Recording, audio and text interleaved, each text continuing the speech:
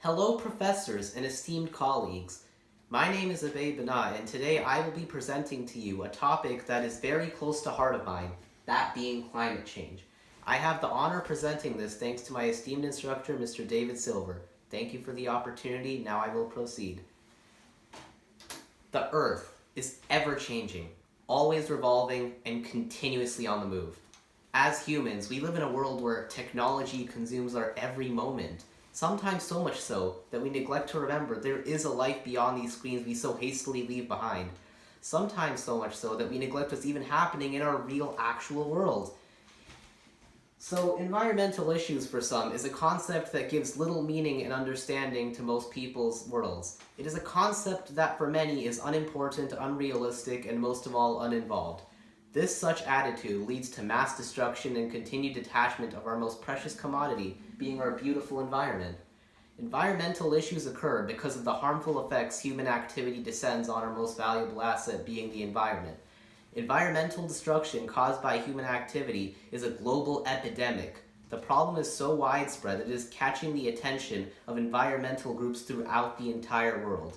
By the year 2050, the human race will have exceeded a staggering 2 billion people, placing us in a very vulnerable situation with our environment.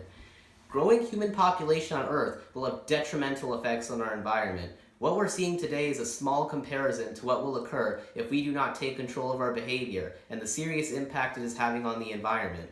The number of people that will inhabit the Earth will become an epidemic in the future. This affects overpopulation to our environment.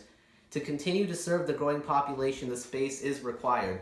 As a result, clear cutting, a practice which trees are cut down to make room for urban sprawl, will result in the loss of natural habitat, soil erosion, loss of wildlife, and eventually lead to atmospheric changes in the world. An estimated 18 million acres of trees are cut each year to make way for new housing development. Imagine the effects this will have in, let's say, 5 years.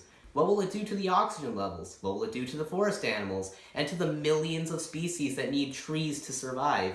Another growing area for concern that is impacting our environment is environmental degradation. This may be defined as the deterioration of the environment, the overuse and depletion of our resources, air, water, soil, all precious resources that we often take for granted. This point was beautifully summed up by a famous quote from Mahatma Gandhi. And this quote states that Earth has enough to satisfy everyone's need, but not everyone's greed. The UN Environmental Program, UNEP for short, is an organization that investigates the impact of human activity on the environment determined at the alarming damage being caused to the natural environment. This is occurring despite efforts to persuade governing agencies to initiate measures that will improve the condition of our vital nature resources, those being water, land, air, and trees. As stated by Achim Steiner, the executive director of the UNEP, if current trends continue and the world falls to enact solutions that improve patterns of production and consumption, if we fail to use natural resources sustainably, then the state of the world's environment will continue to decline. Pollution, defined as harmful, contaminates our air very much so.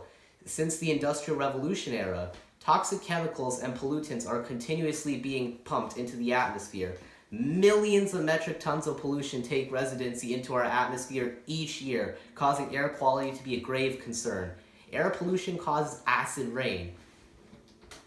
Acid rain can reduce visibility by creating smog and harm wildlife. In addition, it also contributes to something known as eutrophication, defined as a condition where large amounts of nutrients stimulate the growth of algae and other plant life in bodies of water. The growth is extremely harmful to aquatic life. Another serious concern, the depletion of the ozone layer and climatic changes. One thing we can all do to help this epidemic is to attempt to reduce our carbon footprint. A carbon footprint is a way of calculating how many emissions are caused by a single individual. We are all equally responsible and therefore must do our part to protect and nurture our environment.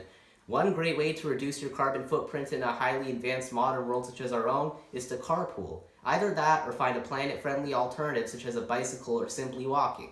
In a modern world such as our own, we always have somewhere to be, and there are environmentally friendly ways of traversing our majestic planet. Doing this will greatly reduce carbon emissions and combat rising sea levels and depletion of our ozone layer. Another thing we can do to reduce our footprint is recycling and composting whenever possible.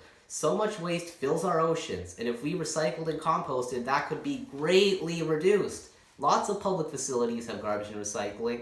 As for home, most municipalities offer recycling and compost bins at little to no cost. Yet another effective thing you could do to reduce your carbon footprint is to avoid one-use plastics and conserve energy. It makes a difference to bring your own bags to the grocery store and using stainless steel bottles.